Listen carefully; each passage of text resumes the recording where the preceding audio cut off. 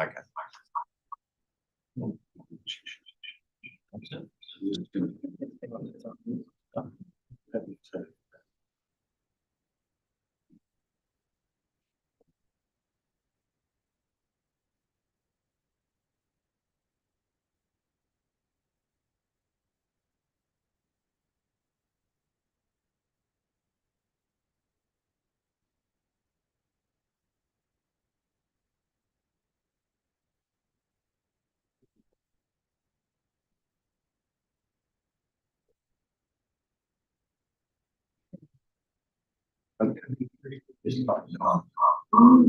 Spelling of your name is HRD.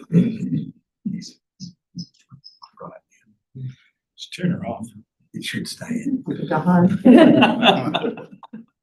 Are you all good now? Sounds good. Right. Whoops. We'll get started. Welcome to this ordinary meeting of Council of the December. Welcome to the public and anyone online that wants to participate and listen to us. People here. I don't think there's any apologies. We're all here today. So it's all good. I don't know of anybody with declarations of interest. We noted? No. So we'll move straight into the public forum in regards to this, and we have invite Natalie McRae and Carolyn Stewart up.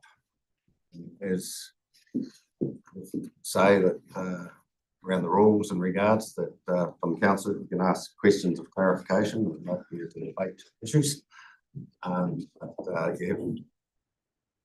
Natalie and Carolyn 5 minutes, and we'll see where it goes after that. So if there are any questions on that, but the floor is yours anyway. So welcome. Good morning, ko Carolyn Stewart toka wingwa, no ka waka toka Okamona. The Southland Wind Farm yet again. This application was declined by the EPA under the COVID-19 fast track in March 25 for very good reasons.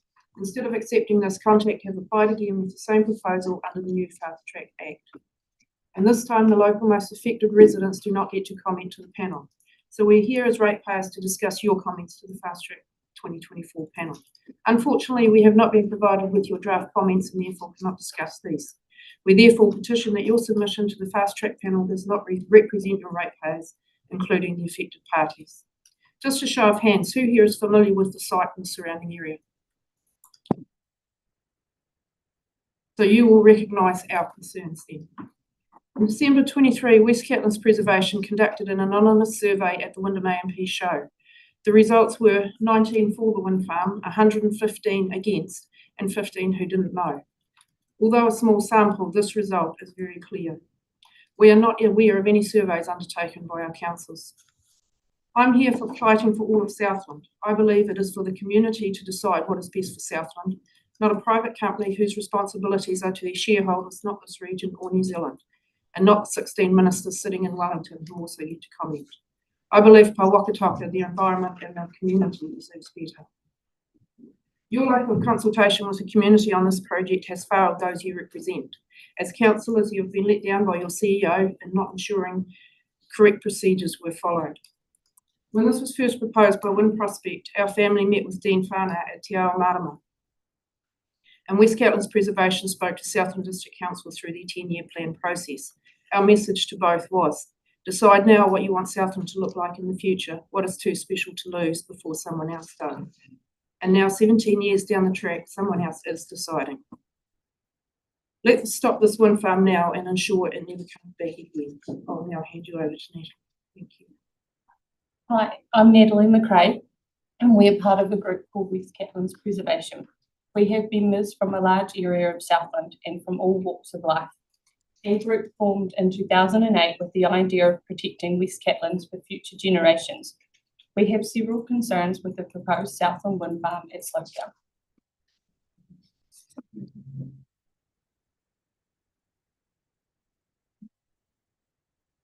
Sorry. Oh, did what? Perfect. Sorry. No doubt you will have all visited at least one wind farm. This particular project, if built, will be the biggest in the country. We believe this project isn't comparable to anything presently in Southland. White Hill, for example, is only 107 metres high. This is going to be 220. We understand you are finalising your draft comments today, and we wanted to speak prior because we still have major concerns about this project. Your voice holds significant weight in the process. We know no one to date has actually asked citizens about their opinion on this, as Carlin just mentioned. The previous panel under the COVID Fast Track Act, they sought feedback from several households in the Mokrita Redan Valley. This time around, the new panel have sought feedback from one farm, which is corporate owned, and our group, West Catlins, on the south side of the project, as you can see from the orange and the yellow and purple up on the screen. The requirements around who can comment have not changed, only the panel have. The corporate-owned farm have not even received their notice to comment yet, and only know because we told them. Further, the new panel have not asked for an independent landscape assessment report this time around. We are very worried. A cynic might query whether the new panel have chosen not to seek these answers because our concerns cannot be readily fixed, and thus if they don't inquire about them, they can play ignorant. So that's the first thing, right? Our valley isn't being considered well this time around, so we really need you to step up and advocate for us. We don't want your legacy to Southland to be a rubber stamp without the community's support. Our second issue is around this whole idea of whether slope down is an outstanding natural feature. It seems highly likely that it would reach that category. Even the Contact Energy new landscape report states that. Where we differ is whether this wind farm will impact this ONF, and if yes, whether that is enough to decline the wind farm. Look at this incredible sunrise picture taken of Pāwhakatanga last year. Contact are adamant the 220 metre high turbines will blend into the surrounding area and not detract from the overall aesthetics. This seems highly doubtful given it's going to be on the skyline. From speaking with Bruce of your offices, I understand the main issue for ES is around the wetlands. However, we also want you to make appropriate comments about the landscape effects of this proposal.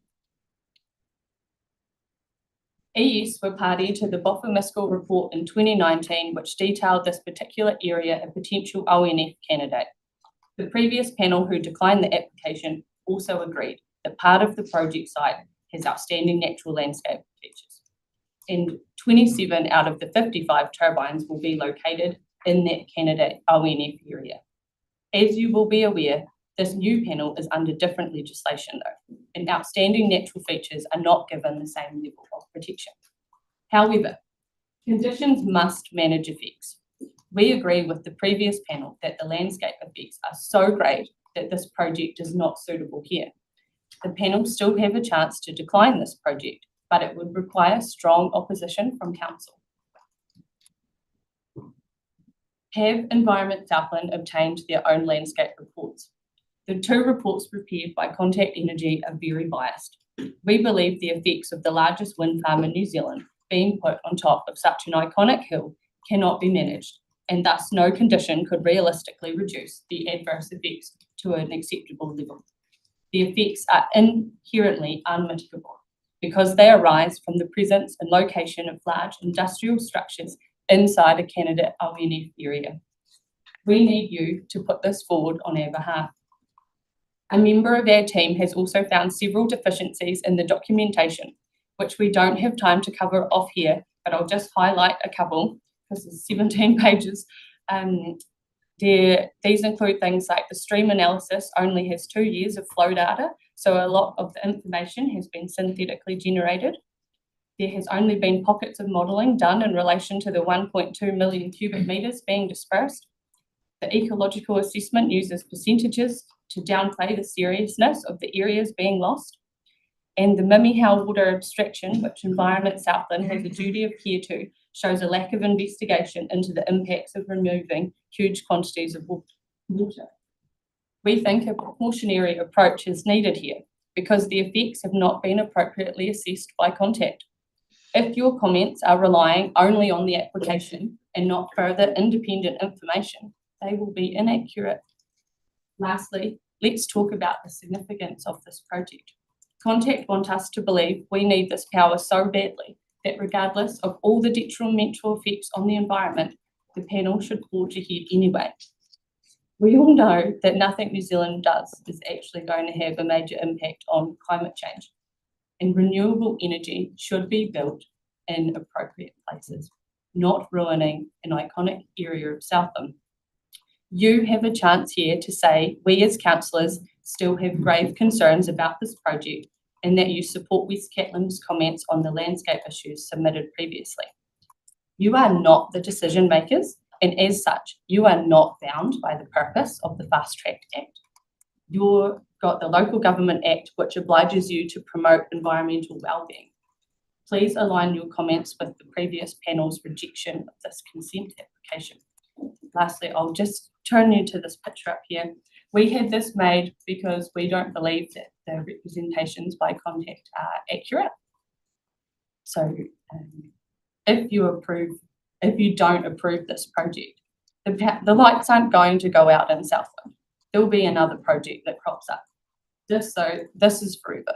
We'll all be dead before these come down. We could talk about this at length, but unfortunately we are time bound here today. We thank you in advance for acting on our behalf. Any questions? Thanks for that. Is there any questions? Through you, Alistair and then Mike. through you, Mr. Chair. Are those sticks on the top of the hill, are they to scale? Well, I wouldn't be able to answer that. We just gave them the parameters and then the digital editor person did it. But I also don't think Contact Energy's ones are to scale. Yeah, but yeah, just to give us some idea of what the impact might be if they were to. In terms of the SCARP, which is the area of bush there, they will be half again the size of that, so I would say they are to scale. Thank you. Morris? Yes, do you know how many gigawatt hours this wind farm will produce per year? Yeah, so it's meant to power 150,000 houses. Right. So So they're working on about 1,200. I think it was either 12 or 1,400 in their application, which was about, we've worked out as a 36% efficiency. so it's quite a significant amount of power. What alternatives are there?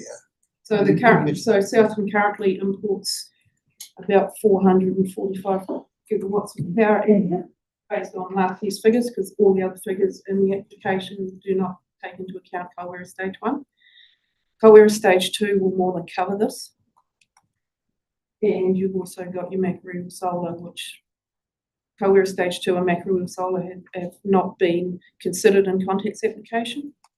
So in terms of current power usage, Kaiwera Stage 2 will cover it, and future power usage we can put it in more appropriate locations and plan ahead. The regional energy strategy has over 100 locations for Southland. Yeah. Thank you. Yes. Jeff, just quickly, I've got one question. Yes, just quickly, do you know what the roading infrastructure for building these towers is going to be like? Because given that those towers may come down in time if they are built, that roading infrastructure to get access to the top of the hill there will be there for all time. So what impact do you know would that be? Great question. There's already existing roads up there which they think they're going to use, but there will be future roading infrastructure. I think I've read, they didn't say a lot about decommissioning, but I think they were talking about when they decommission, they've got to return like for like. So any roads that they actually put in, I would assume, will then be, they just leave what's existing there in terms of farm roads and through forestry. I think anything they add to their turbines, they would have to reinstate. Rehabilitate it. Yeah. Well, I've got a couple more questions, but I was just going to quickly ask you, you said that ES didn't do something right at start. Can you clarify, have you got evidence, have you told ES stuff? And Well, Well, I've only found out like I just we're wanted to clarify anticipating was- that we would have had these draft comments to actually discuss these draft comments, yeah, and we haven't had them, so that's. Yeah, so we're obviously, we've got an item that we'll probably discuss some of this a bit more open, and it's good that you brought that stuff here, but we are getting over time, but John, Eric, and then John, just. My question No, is, that'll be it, sorry. do you have an opportunity to present this information to the hearing? Or are you relying on us to, The only opportunity we have is through West Catlins Preservation. through, West Catlins Preservation, because they get to comment, but they are going to be able to present at the hearing? well, we get to comment, don't we? So, Right, thank you. And there might not be a hearing. and there is not necessarily a hearing, that is at the Okay. choice of the panel. Again, we'll clarify some of this.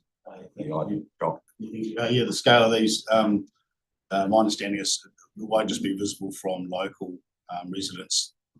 Yeah, what's the, we're giving comments like potentially you'll see it from Riverton. What's your understanding is the impact of visually across all Southland? Well, we had a member heading across to Stewart Island last week, and he looked back, and that is like, now that is the hill you can see throughout Southland. You can sit at Langlands and see that hill. So in terms of that, you add half again on top in terms of turbines. They will be visible. And possibly the daytime turbines aren't the problem, but it's the night lighting. It's amazing where you can see Kaiwera from, and there's only 10 lights there at the moment in Southland. Yeah, so this is going to be taller than the highest hill in the Catlins by 130 metres.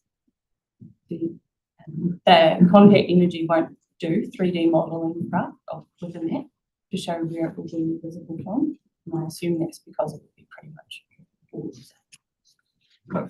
Look, I'll call it quits there. So, hey, look, thanks for bringing this. We do have an item that we'll probably discuss some of these things and around the council, and so I really appreciate you coming here to talk, presenting that.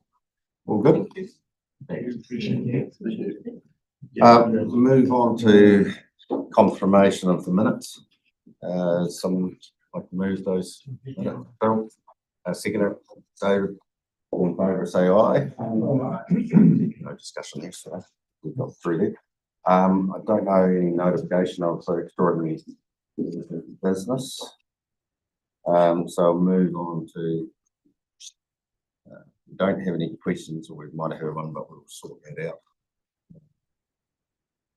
We'll sort it anyway. Yeah, later. I'm sure you're happy with that. We'll go into the chairman and councillor report. My chair report there. As people have read it, if there's any questions of what I've been doing in regards to that, I'm just trying to find it. Yes. Mr. Chair, can I make just a comment? I do like the photos. Thank you. I think it just lightens the whole thing up. Give someone a laugh, I suppose. Yeah, no, it's all good. It's a pretty busy time for the chairs around the country, so especially going through the inductions, meeting everybody, and through those zone meetings and regional sector meetings. Also dealing with working with their local MPs and just even setting up committees and that for the next triennium. But certainly, it was a great day out of that. It's a sustainable catchments governance group visit they had. Rachel and I went out there, and it was pretty positive stuff what's going on out there, and understanding around water quality and what can be done around wetlands and bioreactors and things like that. So, which will be hugely important into the future. So,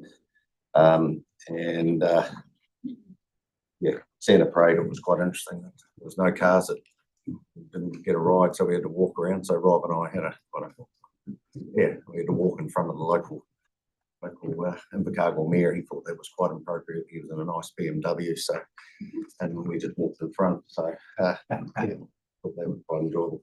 Look, that's my report. If something like that's going on in our wards, can we be invited to? It was an invite for us, as in just it was ourselves and Thriving, Richard Kite. So it was just a not a everybody sort of scenario. So, but yeah, but it's good to see. Should be out there and have a look at what they're doing there. Really good stuff. Morris, you've got a. Well, we're saying this. A couple of reports. So why are working, but I know Paul gave a brief comment at the last one, but I wanted to set out in writing so that councillors knew a little bit more about the YR Working Party and its history, how it was set up and what it actually is, what the purpose of it is now. So I've stepped down from being the chair of the YR Working Party, and Claire Jordan is the new chair. The last meeting I thought was quite, and a number of other people on the YR Working Party commented, particularly Sue from Te Anau, who's been a fairly strong critic of Meridian in the past. So we've actually have achieved quite a bit over the last little while within the envelope of the reduced flow. So we're not talking about getting the old flows back or anything, but we are making some progress with the flushing flows. Last year there seemed to be a bit less didymo and a bit less of the blue-green algae, the microcoleus, which is a toxic blue-green algae.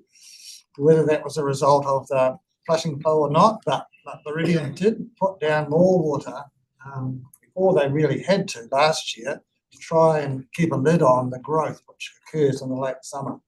So that was quite good. We still have some concerns, particularly about the ability of Meridian to retain water in the lake so that in the autumn they can provide flushing flows when they need it. And they say they can't do that because of low inflows, but we're not really convinced by that. And I think that's going to be something that we need to work on into the future. We think with other forms of renewable generation, solar in particular over the summer, that can power things while the water in the lakes can be kept so that it's available for winter generation and also for things like this.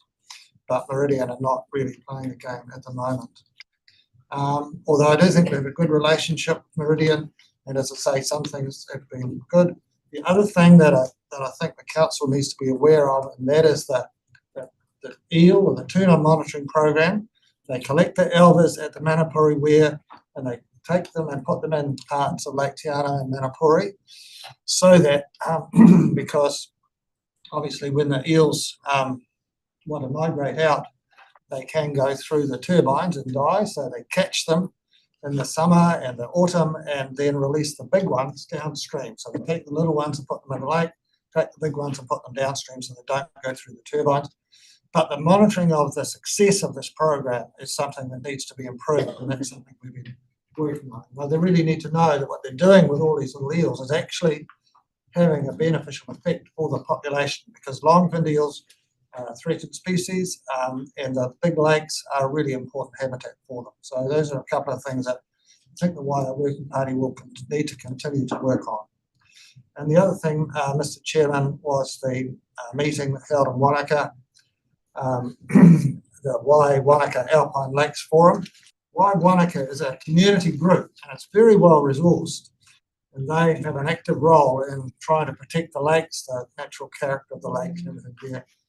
And New Zealand's alpine lakes are very important. So that was what this was about. I must confess there's a spelling error in there. Geckos doesn't have an E on it. So apologies for that. But yes, Mr. Chairman, I thought that was a very useful conference, and I have to say it didn't cost the council anything because I stayed with friends up there. So. Kirsten Lindell. Thanks, Chairman. I've got two questions, excuse me, regarding the YR Working Party. Oh, yeah.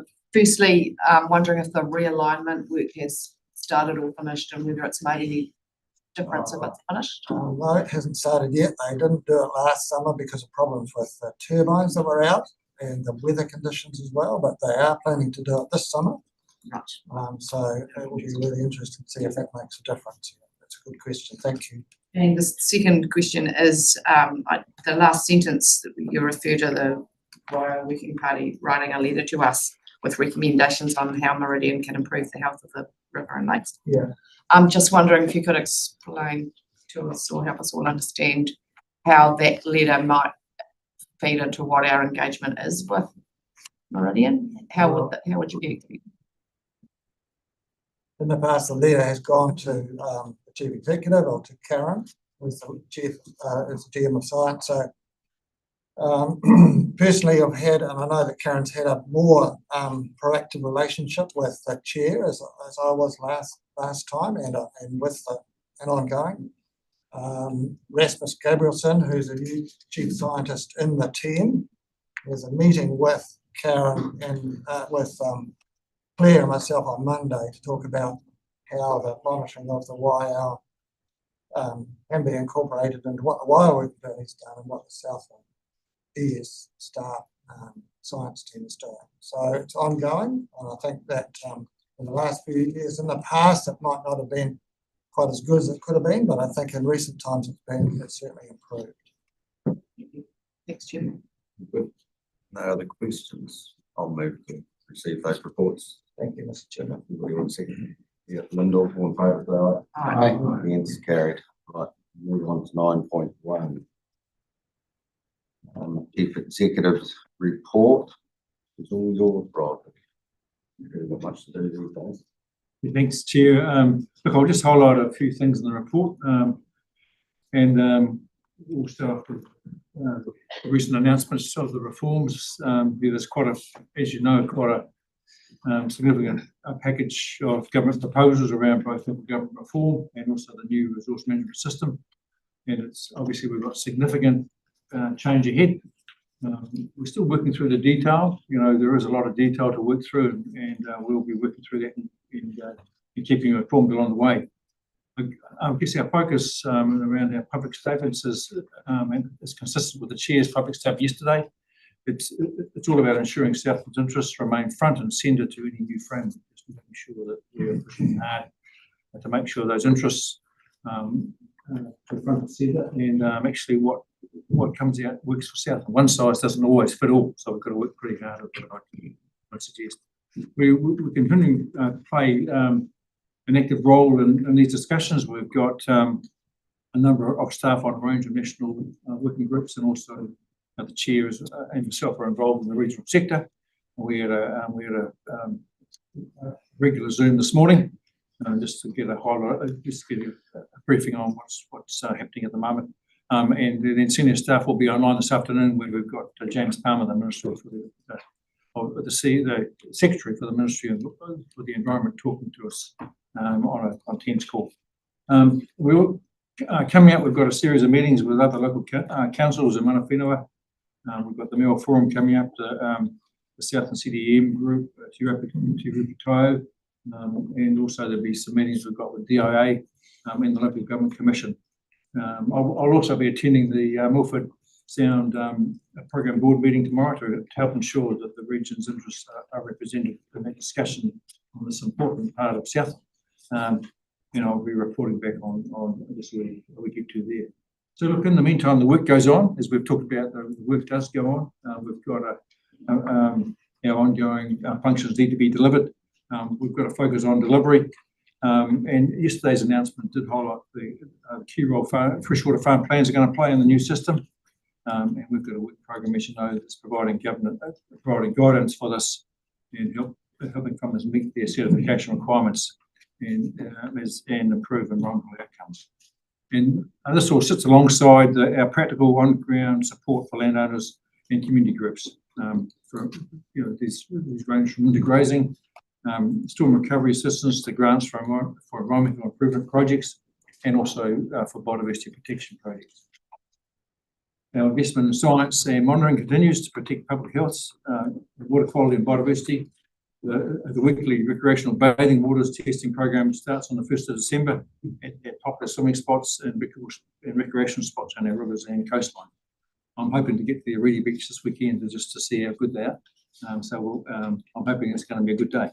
Look, you will note that the update on our flood protection and infrastructure programs, including the Kanoa funded climate resilience projects, alongside our regular river management and climate activity.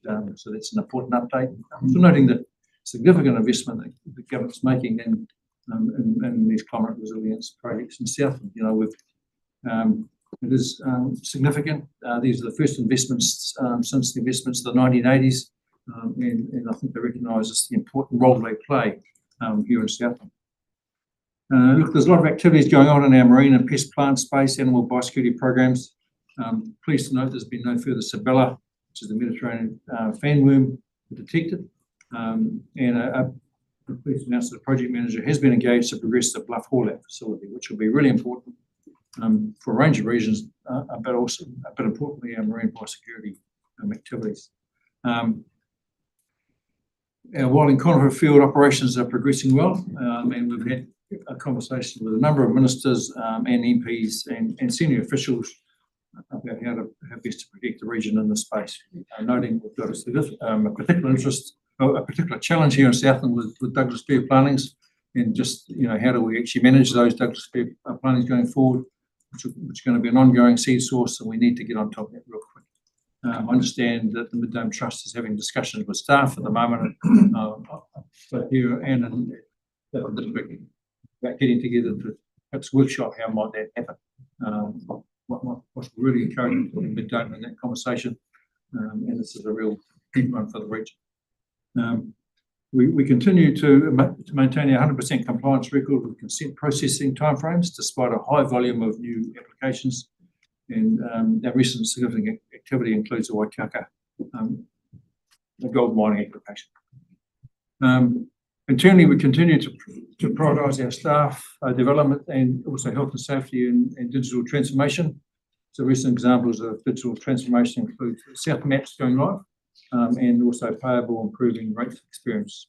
So the payables is all about just how do we make our rates experience easier to navigate through.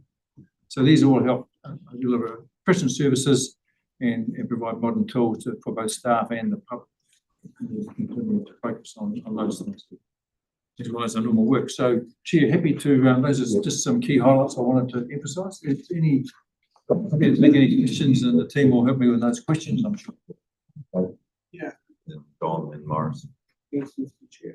Just on the farm clean thing, Rob, did yesterday's announcements change the implementation date? I think it's the 27th of May or something that you're working towards. So is any of that shuffled around a little bit with the changes? Are you aware?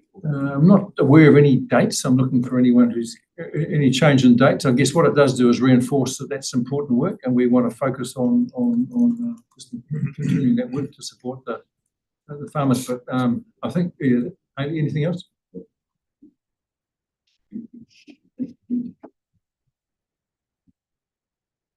Thank you. Through you, Chair.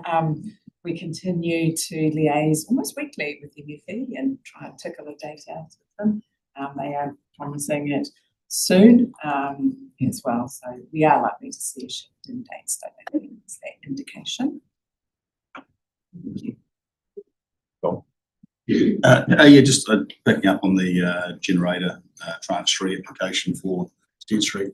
What's the time frame on that? And I guess my question is, do we have time on our hands, bearing in mind the storms we've seen in recent times? Just get some feedback on that, please. Yeah.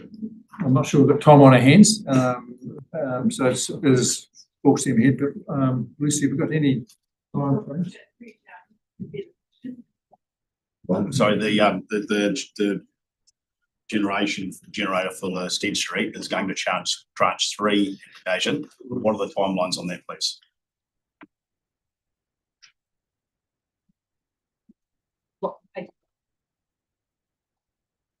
So through you, Chair, the tranche 3 timeline, we've had to pull together a bid, much like we've done in previous years, as part of the sector-wide bid. It's been presented to ministers just last week. We won't probably hear more before the first quarter of next year. So probably around Easter, we might get an update around the parts of that package of bid progressing and rate. So we'll know more, but it's normally in line with the Treasury budget in the setting. So it might be a 6-5 election 15 minutes when we know more.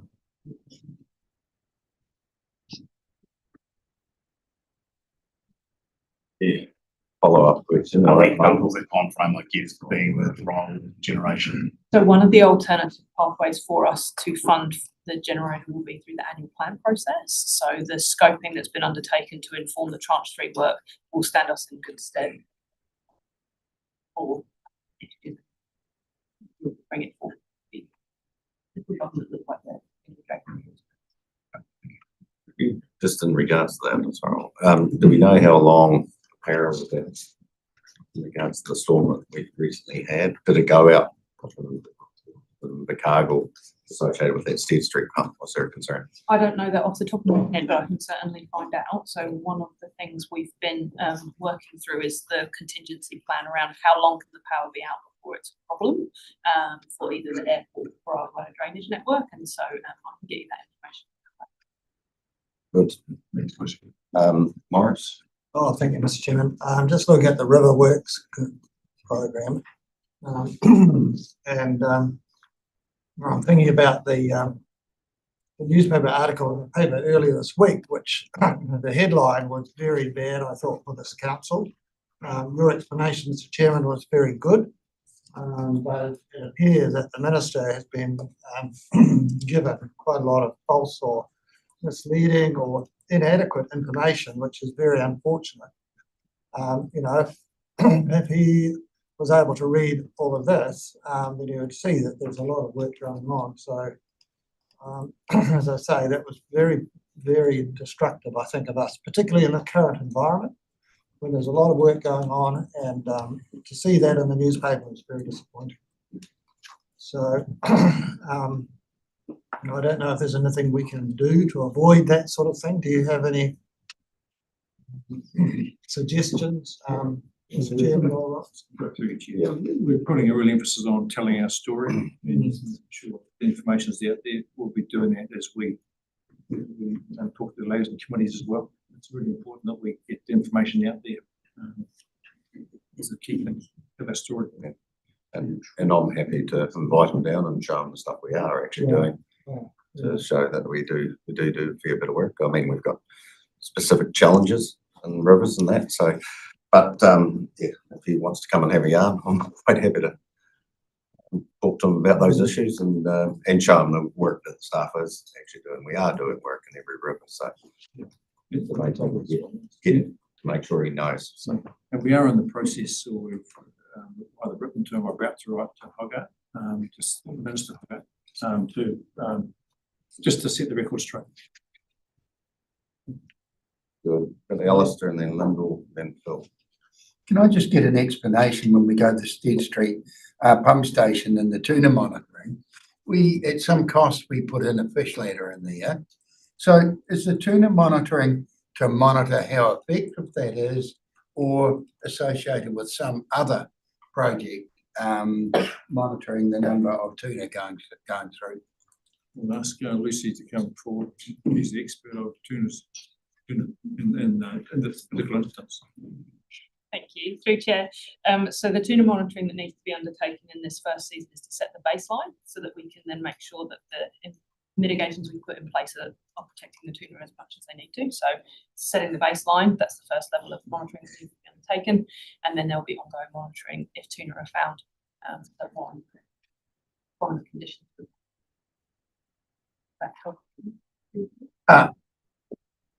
Yes, I'm happy. I'll talk to you later. Lyndall. Thanks, Chairman. I'm just wondering if it's possible for us to move some of that information about the generator and the inherent costs and risks into the risk and assurance meeting as a priority, or at least as an item, because that's, as far as I'm aware, quite a risk for having a generator in place. So risk and insurance committee need to be all over that. That'd be my request. Sure. Make that point. Well, good, Phil. Thank you. I was just interested in one of the things that caught my eye in the report was on the topic of microplastics, and having just heard from another research presentation at a recent Pella Rural Leaders Trust farmer who researched the risk of microplastics in the dairy industry, and I made me realise that Southland could be quite vulnerable in this respect, and look forward to to seeing if there is potential to include it with a state of the environment review project in the future. But if there was any potential to engage with either universities or national research capabilities elsewhere to perhaps even do a preliminary sampling of that, that could be potentially quite useful to inform us, because it seems to be an under-researched but potentially quite alarming thing to be aware of in the future. Thank you. Excuse me, through you, Mr. Chair. So yeah, we do have contact with researchers at other organisations and institutes where we can explore what options there are to incorporate the phone monitoring in our program. We would like to do that and well. There is currently work going on as well by SIT that is looking at microplastics. So we're keeping our focus on those pulses and then looking to how we can bring it a wider through that reporting process. Thank you. Any other questions? I do have a couple, Mr. Chairman. Addressing the microplastics that was presented at that conference, and that there were car tyre fragments and fragments from ski fields and some of the waters from like in the Wanaka area. So yeah, it's interesting where they can come from. But my question, Mr. Chairman, was, and this really, David brought this up before, and I wonder if in these reports we talk about Kanoa, but I mean, I'm going to see what that means, I suppose. But I guess and to David's report, David's point, the public who might be reading this document probably don't know what that means. I wonder if we could in the future have in brackets after that, what it means, and would that be possible? It's good. We're getting nodding. But good. The other one, Mr. Chairman, sorry, for dominating this, but there's a note there about the Titiroa tide gate, and it says about the modification of a fish pass slot in one gate. And I'm just wondering, I've asked this question before, and I'm not sure if it's we have a long-term plan for the Titiroa tide gates in the future. That the consent has only just been granted for a 5-year period. Are we thinking of maintaining those tide gates with modification to allow better fish passage? Or are we thinking that at the end of the 5-year period, they might need to be taken away altogether? Lucy.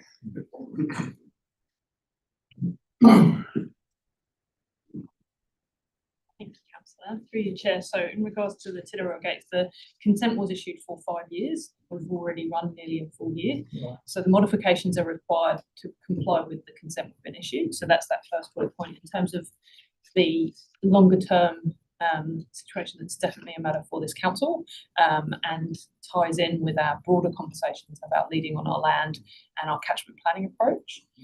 So we'll be very keen to be discussing it early in the new year with yourselves. Okay.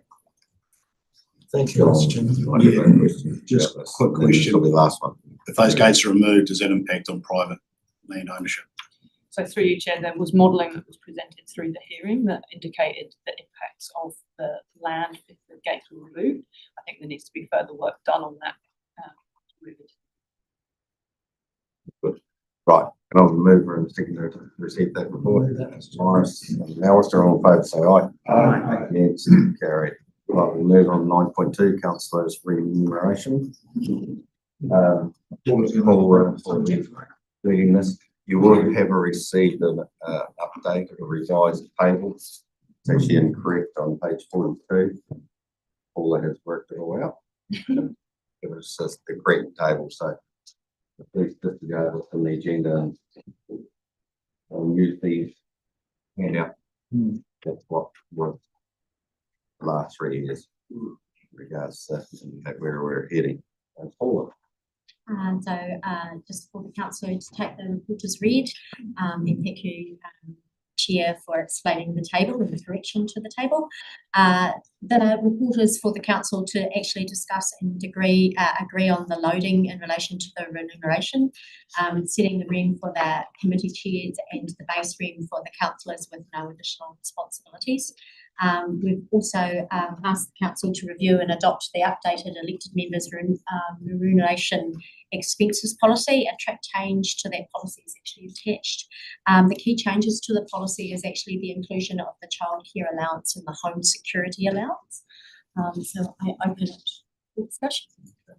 Just obviously, if you look through we did talk about the committee structure, we're talking about the thing that ICM, Integrated Catchment Management Committee, up to 0.3, isn't it? So one of the changes, well, we're changing one of the going there from regional service to the ICM committee. So apart from that, it's generally from the ratios are all the only adjustment, isn't it, from what we have done in the past. Yes, it is. Sorry, I'm just gonna, if you give me 2 seconds, bring up the actual ratio spreadsheet itself so you can actually have a wee look at how it's actually applied. Just trying to work out how to share it through Zoom. Give me 2 seconds. It might end up being constant. Regards, has anybody got questions? Looking for bundle.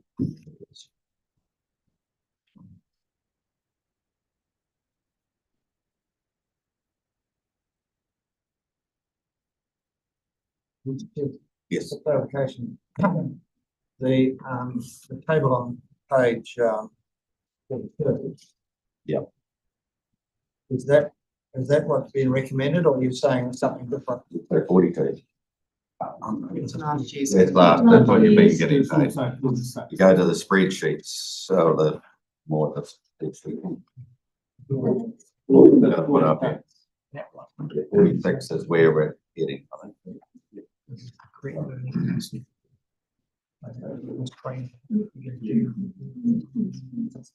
Yeah, so that's now actually also displayed on the screen, and I can detail how this has worked. So your total pool is actually 587,345,000. That does not include the chair's rem, so this is only applied to the 11 councillors. In the past, there's been 0.4 loading for the chair for transport and the deputy chair, and there was also a 0.3 loading for the chair of strategy and policy. What we've stated in the report is, should you consider also applying that 0.3 loading for the chair of integrated catchment management, which has an effect on the remaining pool and the base salary for the remaining councillors. So that is what you need to consider. If you want to change the loadings, we can do that live now to see what the impact is on the base salary and the changes to the rest of the review. Thanks, Chairman. I just wanted to comment, if I could, that it's well overdue that we have a childcare allowance. My wife on you. Great child allowance. Childcare doesn't discriminate. Yes. And I see that obviously the security things there, I hopefully nobody's getting too many threats around this table, but it is there for a reason. Paul. I did know the security thing was, there was an assessment, so. Yeah. You can put your name down, but in reality, it may be assessed. Yeah, there's some reasonable good criteria there to get it. Is everybody pretty relaxed around the way it's divvied up?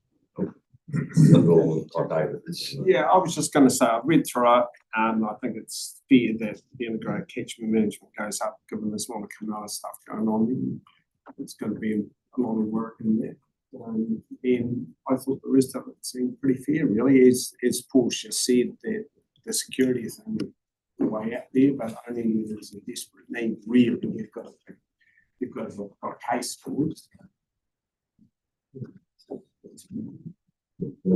That's pretty much what I was going to say, Chairman. Thank you. So, I mean, we've got a few recommendations there. Any more? Sorry, Alison. Mr. Chairman. Yeah. There's a lot of people around this table put in a hell of a lot of time outside and probably as much time as some of the chairs. How is that recognised? Personally, like, the reality is when I came on this council, you know, right at the beginning, I wanted to be involved and I went to every meeting and everything on in the country. I'm not going. But I'm just saying it's up to the individual how they want to participate. I'm just saying this was me. It's a job that you should be doing a lot of work, and I mean, I know it's sometimes you feel like you're not you're getting paid for it. But I don't know. That's my opinion, but it is irrelevant. There are people who might do more work than others in the community, and that doesn't necessarily get recognised. On Environment South and work too. Yes, yeah, yes. Yep. Should that not be recognised somewhere? I mean, it's a point, but never been discussed. I think it's a little difficult to, was it ebbs and flows. Some of us have always done a lot of community work. The liaison committees, we used to always joke that we were double pay. So, you know, it's always been for voluntary and for the greater good. And it's really hard when you start going. I mean, you will get paid mileage to go to any of those things, those community things. There's a little bit of recognition through there, but there is a sense of community service on through this. Yes, I mean, I'll make it. I was just going to respond to that and just say, look, the pool is the pool and it's set by the remuneration committee. The decision that you're making is, you know, you could divide that equally amongst everybody, or you can recognise the extra responsibilities that some roles have around the chairing and the extra time. And then that's whether how much time you spend outside of the time everybody else spends is probably, you know, that'll differ depending on you all. It's maybe a conversation for the remuneration committee about whether it's appropriate given the actual, you know, whether it affects the actual workload of council full stop. But that's not the conversation that's before us today. It's really about how do you split the pool that you've got, and whether you acknowledge and recognise the different workloads that you've historically recognised in the same way or at all.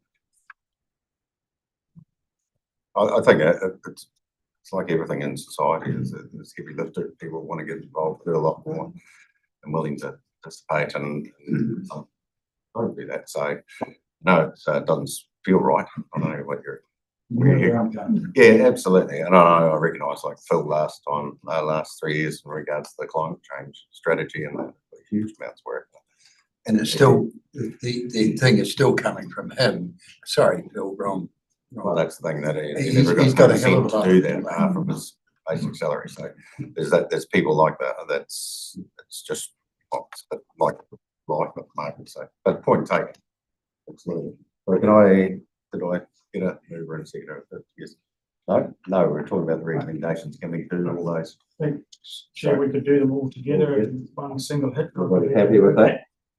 So we've got 1, 2, 3, 4, 5, and 6. So who wants to move those? Bill? Roger, all in favour say aye. Aye. Against, carried.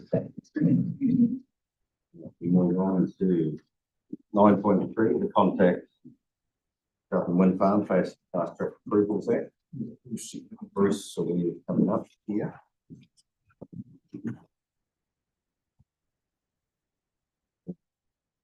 Either way, I want a few extra questions just in public forum.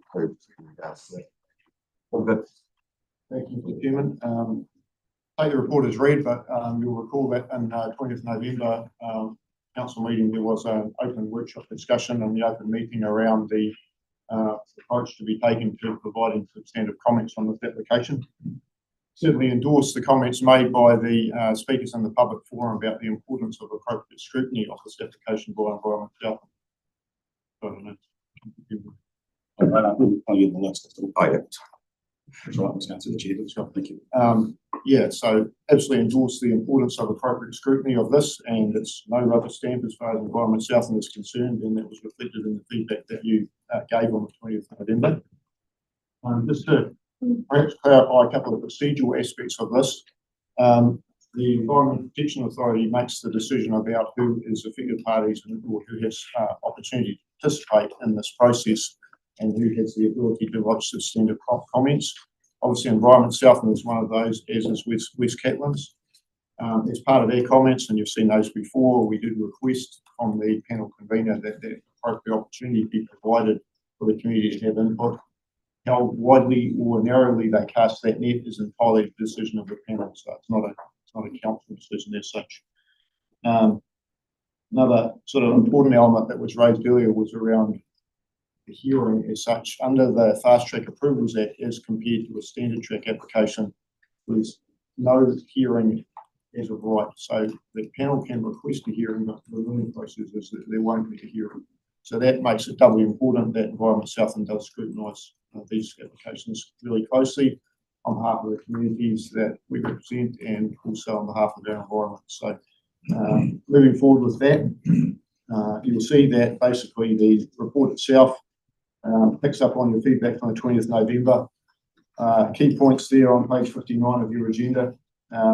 Recognises the renewable energy benefits of this project. Does, however, highlight the importance of the wetland complex on the site, and that has been highlighted with the applicant from the get-go as a key issue that Environment Southland would be scrutinising closely. We've made some refinements on the development and design through that process reflective of that, and really highlights a key amount of the importance of adequate monitoring and aftercare, and suggest some amendments to conditions and some feedback around decommissioning. So, have you taken any further questions? John. Yeah,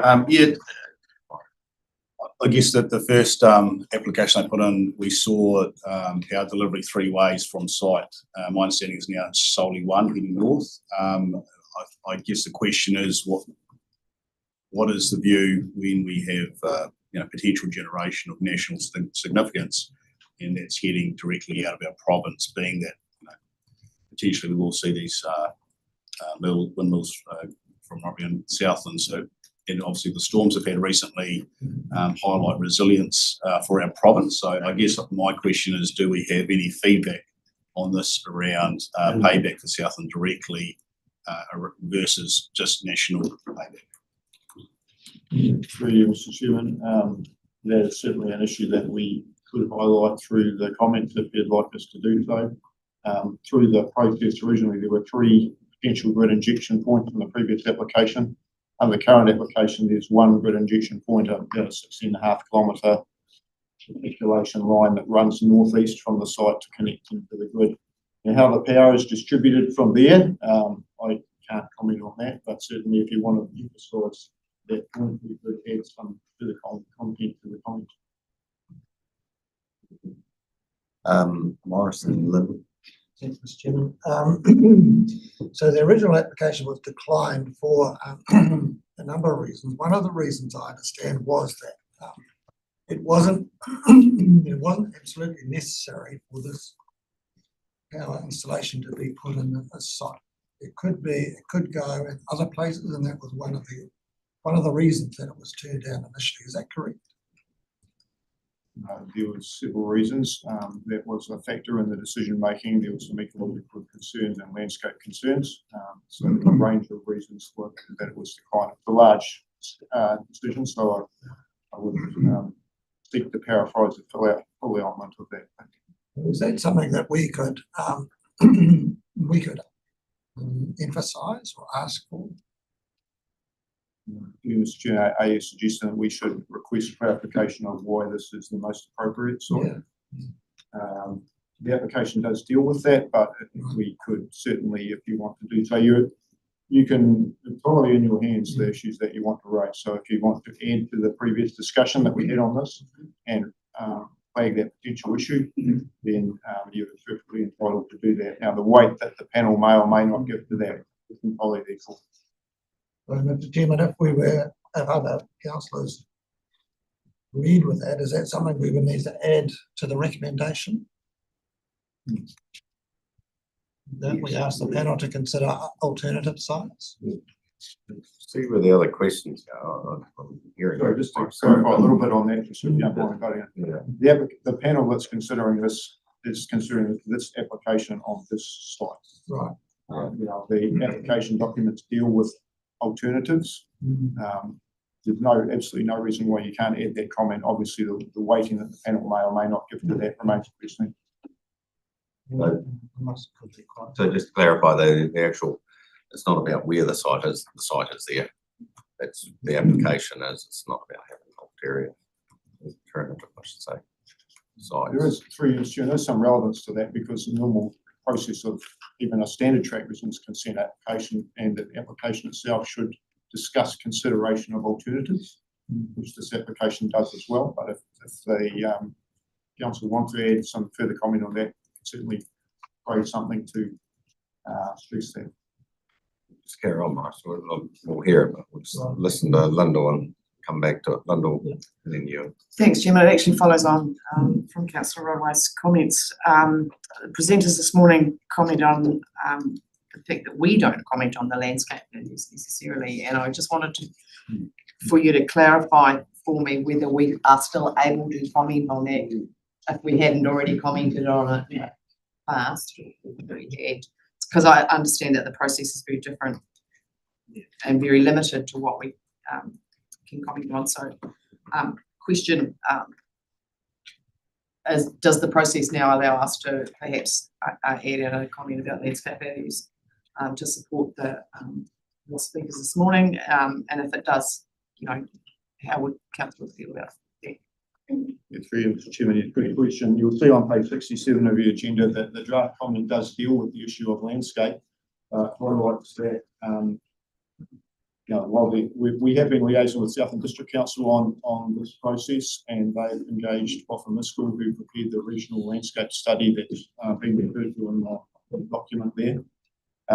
My understanding is that they will be lodging some comments along those lines. We've probably focused more specifically on some of the key issues that we have in-house expertise to address, some of the ecological biodiversity issues. But there's no reason why we couldn't augment section 2.4 if you wanted to do so to further strengthen the landscape value of the area if we were that way inclined. Well, something that was raised in the 20th November discussion, there's absolutely no reason why we can't add something in here.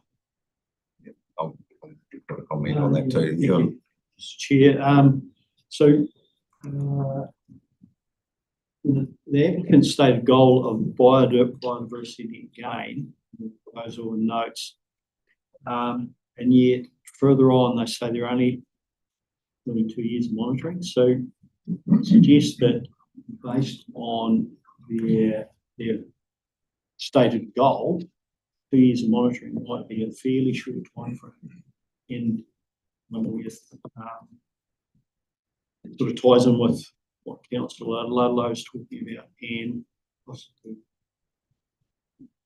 Morris as well. So, yeah, just we need to flesh that out a wee bit as to how they have come to the assumption it's going to be a biodiversity net gain in what those kind of things might look like to actually establish, if that's actually happening. I was making a comment. I did have asterisk marks beside the landscape, just trying to understand. I mean, we don't have anybody specifically in-house dealing with it, but it was a wee bit. Yeah, I was wondering, can we, regards to even listening to the public and seeing some of the information, is there ability to reinforce that needs to be looked at? Albeit, I'll just say that it's going to be a potential. There's going to be a lot of sites in the south.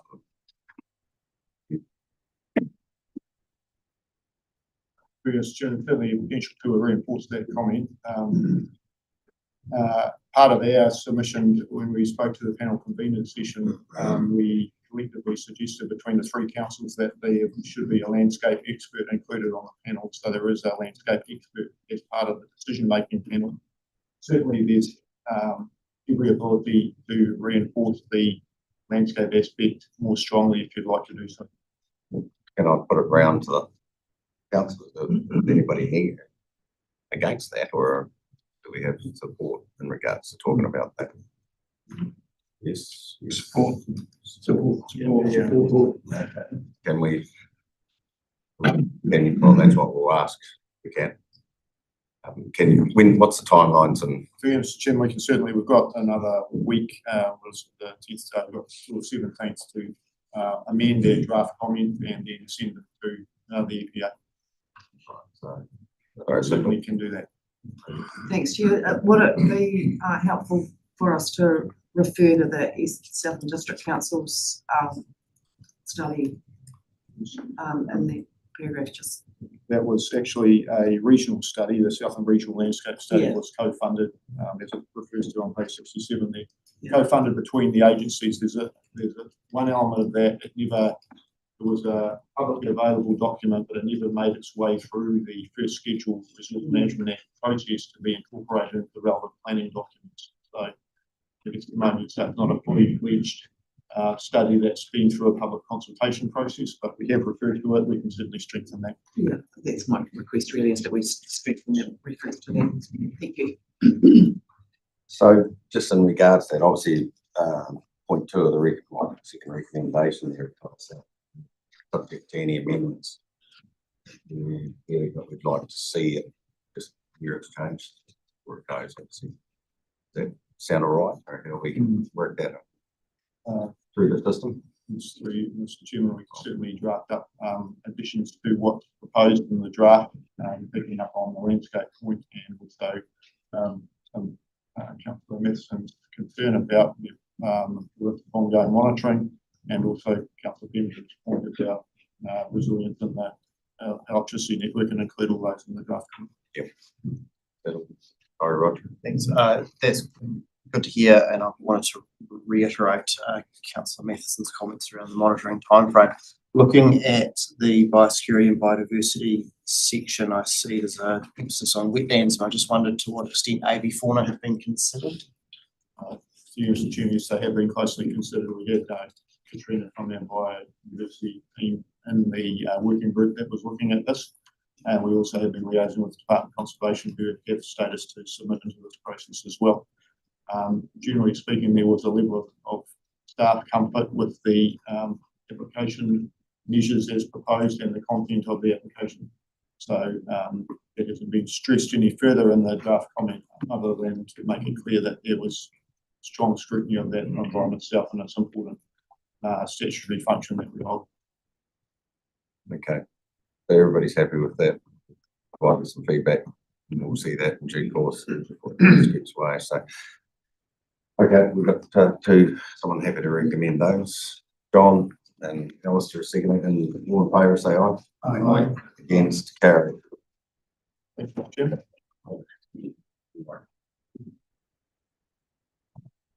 Moving on 9.4, the navigation safety bylaw review.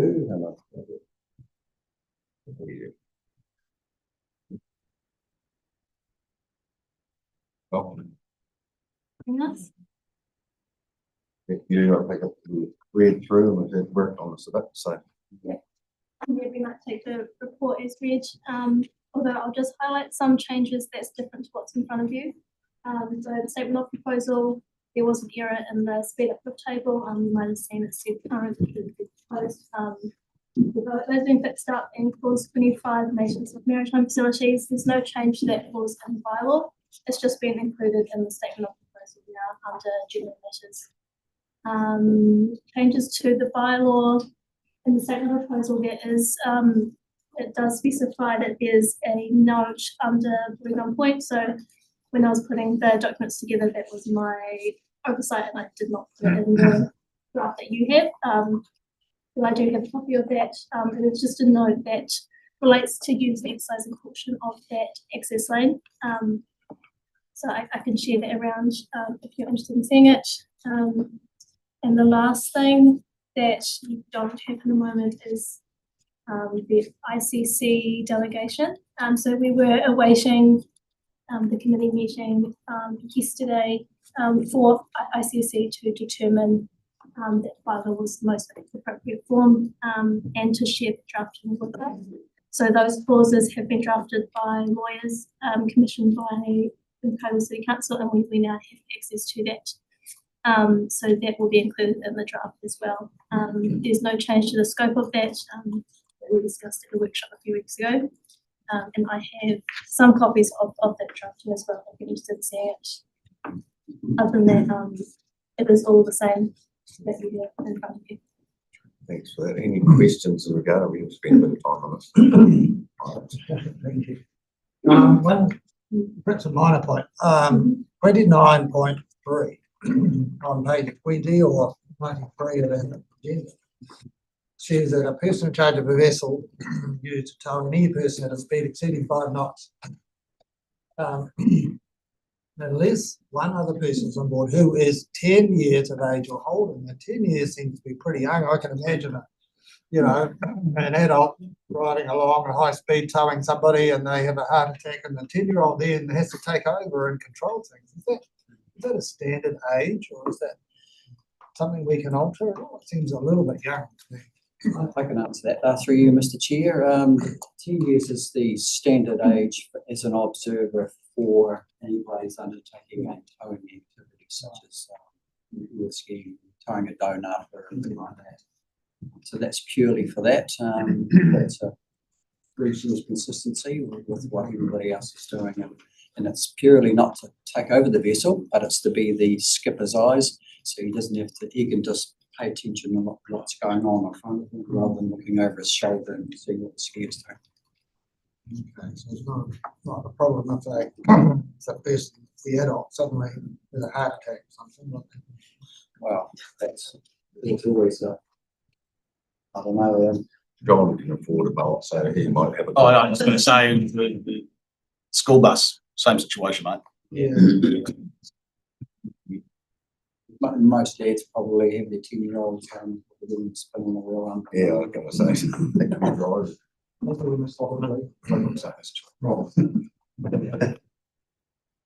Right, is there any other questions, clarifications, or? Just one, Mr. Chairman, are there any departures different that we made different from what we sort of sanctioned in previous years, or is this a rollover? Departures. Well, have we required some different standards, speed, ability to transverse or whatever that we haven't had in previous times? No, well, we can't deviate too much away from. Yeah, so this is more or less just business as usual. Yes, it's for good reason. Thank you. Paul. Yeah, thank you. Just through you, Chair, just a clarification, just on page 126 with the these in there. The one below the code. It's not a 5 knot, is it? I know that the six restrictions set out in clause 1 and 9.1, 9B, or 9.1A and 9.1B, which is the distance of 50 metres of any other vessel, because obviously you're in a river.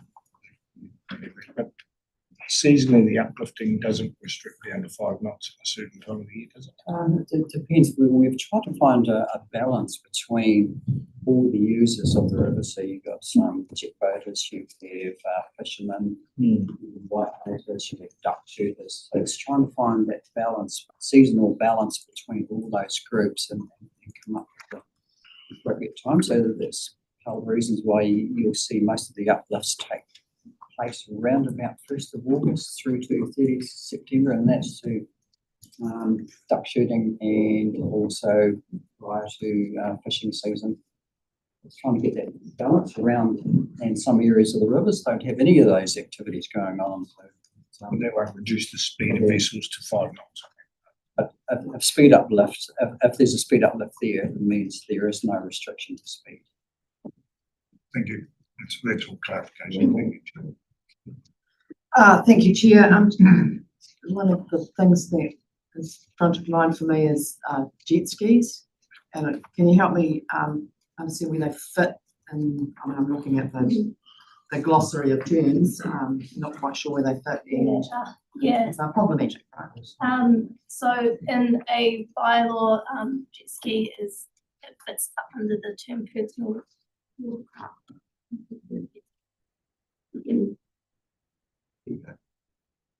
Right, I'm just going through the recommendations, just one night, have a quick question. We don't have to appoint 4 or 5 people, as a simple, and we'll sort it out, or we have the names down, we do names. You don't have to do it today. So, I would say that,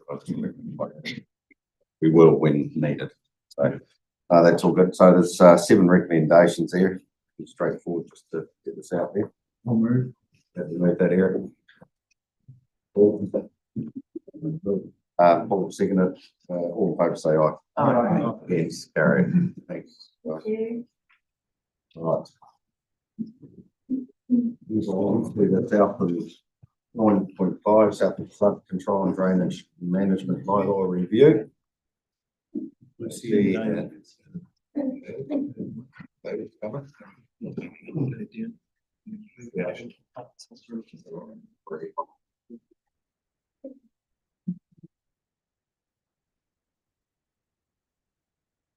Thank you, through your chair. So, I think the report as read, and Vic's obviously here to put through the detail of the drafting. And David Adamson's in the back too. If you've got any specific questions about where the come from.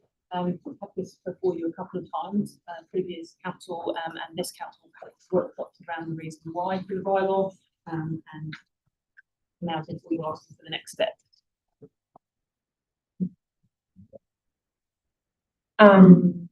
No, we'll take the report as read, and if there are any questions, then, Do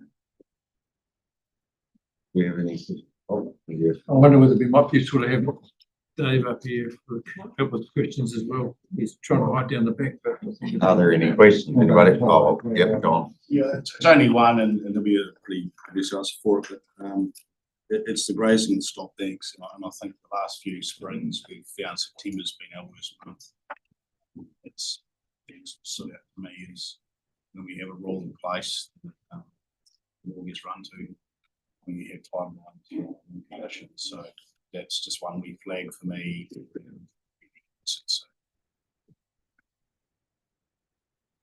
I think on that, just recognise this as the backstop really. We're hoping that we'll do education and so that we won't have to, use the stick. We are trying to carrot, and we've got a team working that will actually get that information out. That's why this is on quite a tight timetable. So we get it in place so we can get the education before winter really hits. Absolutely, education is the name of the game. In regards to that, David? Yeah, I guess it's going out to consultation with the housing committees, and it's really good. The way it's drafted, it gets over the problem with it was being managed that there is a regulatory blank stop now, because I know in the past there has been problems and then it was really fuzzy and very costly. So this is written in a way that gets over that. I think it also recognises a huge investment that the council has put in over time into the stop banks, and it's going to be supported by central government investment over the next 3 or 4 or 5 years. So there is a big investment that we are protecting, and I think kind of quite a quiet asset. You don't use them every day, and so people sometimes forget. But when you need them, you need them, and you need them in the right conditions. Yeah. I'll be interested in what the liaison committees come back with, but as you say, keeping it in the back pocket would be good. I would mention there's hundreds of activities that have been 7 metres of plan that you don't hear about. But so the way it's written, we get approval. So I just find that a little bit unusual, but it wasn't it previously. So look forward to comments really. Right. Yeah, it's a standard approach pretty much in New Zealand. That 7.5 metres seems to be a pretty common. By the time you run a couple of machines up and things like that, there will be places where we need the 7.5 metres. And there will be other places where we can actually give an authority so that activity can come down. One of the things we are dealing with is about fencing. There's now fencing are becoming virtual fencing, like halters and things like that. And that's, if they put the line straight on the stop bank, it still means the stop will walk up and down. So there are a few things on the implementation that we will work our way through, which are some challenges, I think, we'll go through. Thank you. Just looking at the consultation and the views of affected parties, I note that we're looking at consultation being open through January to mid-Feb, hoping that mid-Feb date includes the Waimea Field Days. Just wanted to make sure that that was a thing. Thank you. Sounds good. Good. Into it. Just one more around the recommendations. I see it's appointing 4 or 5 councillors, Yeah. on the hearing thing. Do we, sorry, this person really come across this and couldn't really have those types of readings more about with the commission situation. Do we have enough speed with that process as far as Yes, people ticked off? I'll answer because we had a count up there before. We have one chair, Lyndall's got a chair, so to speak, and we have 3 others. We have 4 that have done the decision. Is it Lyndall? Yeah, just to comment on that, actually, it's also an opportunity for a councillor without their making good decisions qualification perhaps to sit in and learn about the process. So there might be kind of a mentor kind of opportunity with that as well. There were other councillors who were interested, but they would have to understand the role that they had in the process. But we could work through that. I take it it's not a rule. So it's under the local government, it's not under the RMA, so basically it's good to have people. That's something I wasn't going to be involved in here about, so. And I guess, sorry, next question is with all the uplift of the RMA, I would think that training guide for getting your ticket will change because you're looking at this very differently. So that's another wee question I have around this. I won't go there at the Do you want to comment on that, Chairman? no. We've still got rules, We don't- we've still got yeah, processes we have to follow, so that'll be within that time. Changes slow, but we'll move on if we can. Just in your last bylaw, you didn't get enough submissions, so the council as a whole just heard them. And so just depending on the numbers, and that's why we've got that C, 6.2 down there. Yes. So that the chief executive can look at the number of submissions, and if it's efficient, we'll just run it straight to council. If there's lots of them, we'll. All good. So can I admit that I will do all 6 straightforward. Lyndall, yeah, secondary, all in favour, say aye. Aye. Yes, carried. Moving on to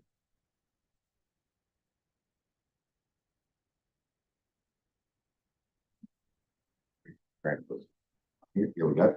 One into the Southern Regional Transport Committee, and I take it Russell will be here. Welcome, Russell. Good to see you. Yeah, thank you, Mr. Chairman. This is a regular report. Comes at the beginning of every training. It's just a formality to appoint the RTCs. Each of the local authorities, we wrote to them advising the expectations of their representatives, and we have received the nominations. So it's now a matter of confirming the appointment. So any questions that anybody's got? Thanks, Russell. A bit of consistency there. So last committee, so good. So have you got any comments? So there is a healthy degree of continuity. Move Morris, John, second, all in favour, say aye. Against, carried. Right. We'll move on to 9.7. Delegated authority, that's what we're dealing with. Contract being into assumption of your surveys. And how are you guys? Good. We'll take it away there. You can explain that. Pretty straightforward. Introduce, I'm Tracy Saunders, I'm the procurement and contract management business partner, so I'm the tenders and contracts. And for those who haven't heard before, I'm Polly Willing on the biodiversity letter. So we just, yes, take the report as read, that we have entered into a contract with Broadlands Consultants for $375,000, and that is an exception to the procurement policy as outlined in the report. Any questions in regards to that? Take this, Alistair? That runs a 375, runs with 30, how many 33 months? months, yes. All the time will be nice. Okay. Good, thank you. Pretty straightforward. Jeff? Mr. Chair, for you, can I ask it, how many tenders did you receive for this? Through you, Mr. Chair, we didn't tender this contract, but we did tender the previous process through the Optimanature process, which was quite extensive, and we, off the top of my head, I can't remember how many we received, but we got down to 3 key companies that could provide the service, and during that process, Watkins were the successful applicant, but we did a direct engagement process for this contract. So you were quite happy with that, right? Yes, being very happy with the Thank you. And Chief, if I can add, that's consistent with our procurement policy to, approach. Okay, so. Maybe, yes, someone want to move? I couldn't see that. Kendall and, Paul segment, all opposed, say aye. Aye. Yes, carried. Thanks. The meeting calendar, 9.8. We'd like to look ahead. Pretty straightforward, no questions in regards to, oh, yes. Oh, sorry. Have you got any? No. Are you happy for? The report is read, and if you have any Any questions, questions? Deborah, who's our governance advisor, will take notes and answer them. Sounds good, thank you. You have one? Yes, I was just looking at the last week of January, and I think Linda will probably feed this too. We're discussing getting ICU and SMP in that week if we could, just so we get the structures ticked off, so we can crack into the work of the company for us. Yeah, if I can just comment on that too, Chairman. Yeah, for a number of reasons. We still need to appoint our deputies. And also it will give some impetus to embedding our mana whenua representatives in those discussions. Even if the agendas are fairly light, it will give us a chance to appreciate that staff are already under pressure. We don't want to put them under any more pressure, but we'd like to keep going. I'm just also conscious, sorry, through you, Chair, I'm also conscious in that week that, you know, as we shape up the submissions to the, you know, 2 large pieces of news that have dropped in the last couple of weeks, we'll also be looking at spending time with you on those last 2 weeks of January as well. So we'll try and There will be engagement here in the system later. TBC around that. And through you, Mr. Chair, would you be happy to have them both on the same day, or would you prefer to have them? Might depend on the size of the agenda. Yeah. But yes. Try to. Technically, both of them, they're full council. Yes, They yeah. were all here. On practical side of things, we not, but. Blend in with either of them. So the calendar will change in January. Yeah, I think it will. Sorry. Don't extend your holidays too long. No. We're allowed to. Yeah. So anyway, look, that's all good. So we're all pretty happy. Yep. On the move. Receive that. Yes. Yep. Jeff. And the seconder Morris, all in favour, say aye. Aye. Yes, carried. Aye. Thank you.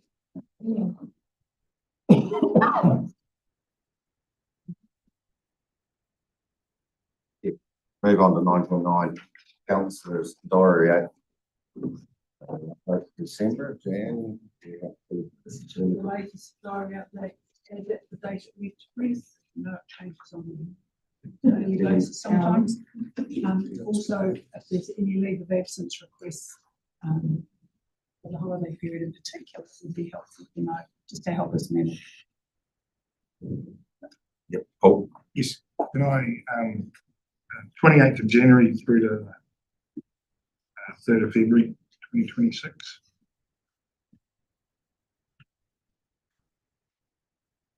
Yes, Lyndall. Thanks. There'll be a penultimate Southland Heritage Building and Preservation Trust meeting before Christmas. And I need to tentatively put in February the 14th to the 28th. I will be online. Another Australia. Dates may vary, but it's right in there. Yeah, John, sorry. The week of build days, I'm going to be tied up for fan day, sorry. We're still confirming those dates, and also the end of February 26th, 27th. We have enough field my annual conference in Macau this year, actually, this year coming. Yeah, I think I might have already previously put in a perhaps entry best for February, what issue is that recorded in the minutes?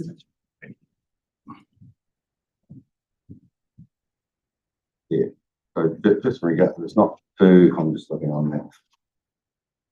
True February, comes with me, Great South. We've got the field days week, I was just looking. So happy with the lead. Right, can I have someone remove those? I'll move that. Recommendation. Yeah. I'll move that. And David Figment, all in favour, say aye. Aye. Against, carried. Right, 9.10, common seal. You're expecting. I'll move.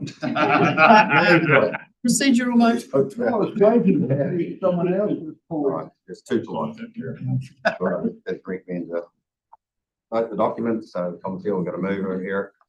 Bill, you'll be second that, all in favour, say aye. Aye. Against, carried. Right, we'll move into public excluded. No extraordinary. Move into public excluded business. Yeah. Okay, we'll get in there for it. Yeah. For the reason. So I'm moving in public excluded to confirm the minutes of the ordinary meeting of council of the 20th of November. To deal with item 11.1, recruitment of a new chief executive, and 11.2, the award of the contract 25 and 85 Resilience Infrastructure Fund Part 1 Dipton West Stop Bank remediation. The grounds are set out on page 192 of the public agenda. Second. Alice will second that, all in favour, say aye. Aye. Against, carried.